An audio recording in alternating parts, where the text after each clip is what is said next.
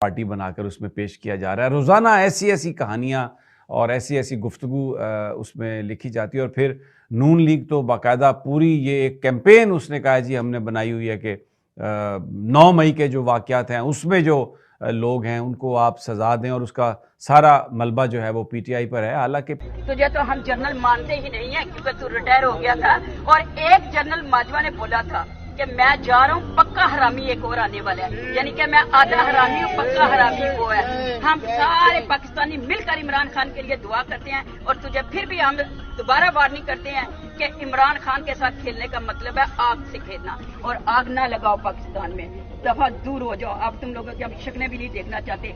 जिस फौज का हम फूल पेश करते थे ना, अब हम उन पर थकते भी नहीं है। तो आर्मी चीफ है मरीम मिस्त्री और डीजी आईएसआई नदीम, इनके दरमियान में ठीक ठाक गुत्थम गुत्था लड़ाई हुई है जनाब, घूसों और थप्पड़ों से। जी जनाब, और हुई कहाँ पे है?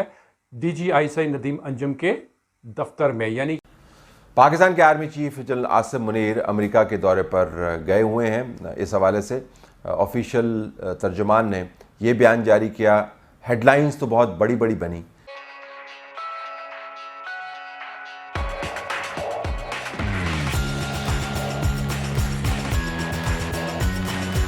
पीटीआई के लोग भी ये कहते हैं कि पाकिस्तान की फ़ौज की इंस्टॉलेशंस पर जो भी हमला करे उसका जिस पार्टी से मर्जी ताल्लुक हो उसको कानून के मुताबिक एक ऐसी सज़ा दें कि आइंदा किसी को ज़रूरत ना हो। लेकिन उसके लिए एक प्रॉपर इन्वेस्टिगेशन इंडिपेंडेंट होनी चाहिए ताकि उसी को सज़ा मिले जो इसमें मुलव्वस था, किसी बेगुनाह को सियासी बुनियादों पर सज़ा ना मिले। ऐसे वक्त में शिकागो से ये खबर आ रही है। आपको पता है कि इस वक्त बहुत अहम मुज़ाकरात का दौर चल रहा है पाकिस्तानी और अमरीकी हुकाम में, और जनरल आसिम मुनीर मौजूद हैं अमरीका में।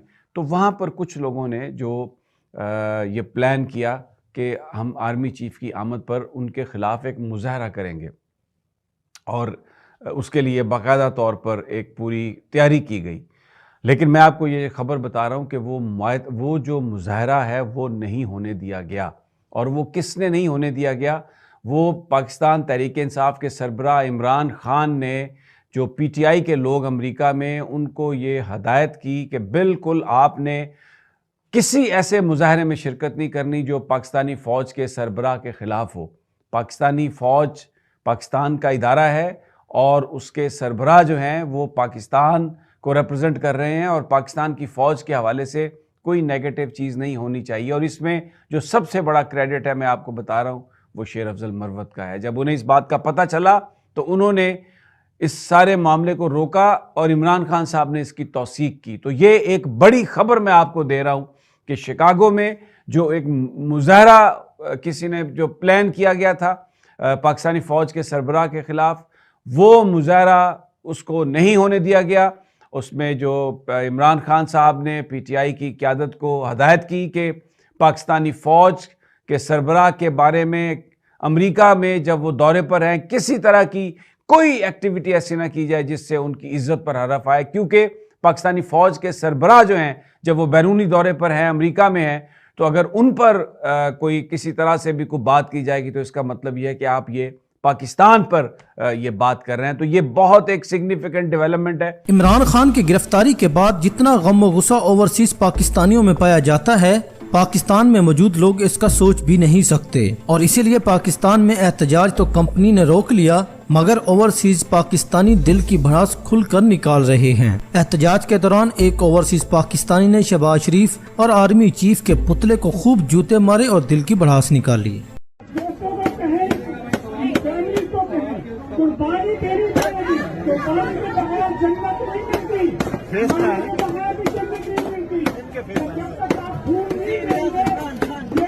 ये तो कुछ भी नहीं, एक बुजुर्ग औरत ने लाउड स्पीकर पर आर्मी चीफ की जई तई फिर के रख दी। और आईएसआई के हेडक्वार्टर के अंदर हुआ क्या था, हमने ये पिछली वीडियो अपलोड की, 48 घंटे हुए इस वीडियो को अपलोड हुए। इसमें हमने बताया था कि जरदारी ने आर्मी चीफ के साथ बिलावल भुट्टो को सदर बनाने की एक डील कर रखी है, और उसमें उस डील की जो टोटल अमाउंट है वो है 20 अरब रुपया। लेकिन 20 अरब में सिर्फ और सिर्फ यही शामिल नहीं है कि बिलावल भुट्टो को बनाना है पाकिस्तान का सदर। बाकी जिस तरह उसने ये भी कह रखा है कि ये जो सिंध में हम जो कुछ करते हैं, लूट मार करते हैं, बजट खाते हैं, या फिर हम आवाम के ऊपर तशद्दुद करते हैं, अगवा बराए तवान, जो कुछ भी चोरी डकैती जो कुछ करते हैं हम सिंध के साथ, हम वो करेंगे। उसके लिए हम तुम्हें 20 अरब रुपया देंगे, जिसमें बिलावल भुट्टो को सदर मुमलिकत यानी पाकिस्तान का सदर बनाना भी शामिल है। तो उसके लिए इसने 2-3 किस्तें 2-3 अरब रुपया जो आर्मी चीफ को वो दे चुका है। अब पिछली जो वीडियो हमने दी थी, अब जो इनकी मुलाकात होनी थी, फ़ोन पे सिर्फ बात हुई थी और आर्मी चीफ ने जरदारी को कहा था, इस वीडियो में हमने जिक्र किया था कि उसको चाय की प्याली पे बुलाया था और कहा था कि तुम मेरे पास आओ, हम बैठ के चाय पियेंगे और साथ 3-4 अरब रुपया कैश लेते आना, और जो मंथली तुमने मेरी लगा रखी है उसको भी थोड़ा सा बढ़ा दो। जरदारी ने क्या किया कि वो पैसा 4 अरब रुपया वो भिजवा दिया DGISI नदीम अंजुम को और कहा कि आर्मी चीफ को दे देना। लेकिन बयान इंतहाई मुख्तसर है। सिर्फ ये बताया गया कि वहाँ अहम अमरीकी अहलकारों के साथ और नुमाइंदगान के साथ बातचीत होगी। अब चूँकि मुल्क के अंदर निगरान हुकूमत है और निगरान हुकूमत बस निगरान हुकूमत ही है, बस निगरान है, हुकूमत के मामलात को आप छोड़ ही दें, तो इसके अंदर आप इस दौरे के हवाले से मालूमात हासिल ज़्यादा नहीं कर सकते। जो मालूमात फ़ौज के नुमाइंदा इदारे ने देनी थी उसने इतनी ही देनी थी, इससे ज़्यादा मालूमात वो आपको नहीं देंगे। लेकिन अगर आप तारीख़ी तसलसल में देखें तो आर्मी चीफ़ का अमरीकी दौरा जो है तारीख़ी तौर पर पाकिस्तान में बहुत अहमियत का हामिल रहा है। अमरीका और पाकिस्तान एक दूसरे के स्ट्रेटेजिक पार्टनर्स रहे हैं। जब तक चाइना फैक्टर इमर्ज नहीं हुआ था तो अमरीका पाकिस्तान के लिए बहुत बड़ा और अहम तरीन एलाई था, चाहे वो एड के मामलात हों, चाहे मिलिट्री साजो सामान के मामलात हों, चाहे कोल्ड वार की अलायंस हो, चाहे रशियन इन्वेजन ऑफ अफ़गानिस्तान के बाद ज़ियाउल हक का दौर हो, 9/11 के बाद जनरल परवेज़ मुशर्रफ का मामला हो। फ़ौज और अमेरिका के ताल्लुकात हमेशा से बड़े गहरे रहे हैं। सिर्फ फ़ौज और अमेरिका के नहीं बल्कि सियासतदानों ने भी बड़ी कोशिशें की हैं कि अमेरिका के साथ ताल्लुकात बना कर ही रखें। आपको याद होगा कि इमरान खान जो आजकल जेल में हैं कितने डेस्परेट हुआ करते थे कि जो बाइडन सिर्फ एक कॉल किसी तरीके से उनको कर दे, और वो कॉल नहीं हुई क्योंकि अमेरिका ने उनको इंडोर्स नहीं करना था। तो वो का दौरा अमेरिका के खिलाफ था, अमेरिका का दौरा किसी और लट्स की तरफ इशारा करता है। It's a totally bilateral visit. हाँ, ये जरूर है कि पिछले दिनों जो डेवलपमेंट्स हुई हैं स्पेशली अफगानिस्तान से रिलेटेड, एक रिपोर्ट आई थी, इसमें पहले तो रीजनल कंट्रीज तंग थे उससे, और अभी इंटरनेशनल कम्युनिटी भी तंग है, इसमें शायद टेररिज्म एमिनेट जो हो रहा है वो इफेक्ट कर सकता है। तो उस पर डेफिनेटली बातचीत होगी। मिलिट्री कैपेबिलिटी पाकिस्तान की बढ़ाने के बारे में बातचीत होगी, इस तरह ट्रेनिंग है। बाकी ये जरूर है कि जब भी आर्मी चीफ कोई भी जाते हैं अमेरिका, साफ ज़ाहिर है it's the sole super power, तो उसकी अपनी एक इम्पोर्टेंस है रीजनल बैलेंस के लिए भी।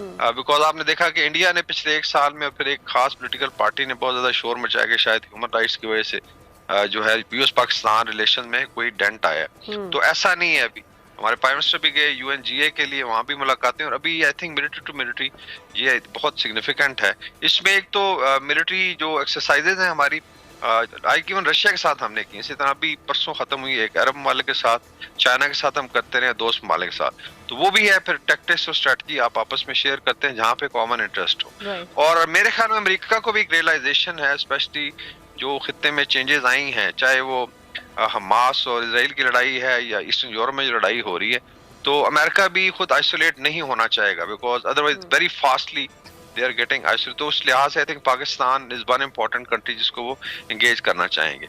और एक और चीज़ जो है, जो खित्ते में एक इम्प्रेशन बना था कि भारत ही पैम्पर्ड चाइल्ड है और शायद वेस्ट की सारी जो लेट्स से इंटरेस्ट उसको गार्ड करेगा, तो उसको भी नरीफाई करता है कि नहीं, ऐसा नहीं है। देयर इज अ बैलेंसिंग डीहाइफिनेटेड है, उनके साथ इनके अलग ताल्लुकात हैं, पाकिस्तान के साथ अपने ताल्लुकात हैं। उसके अलावा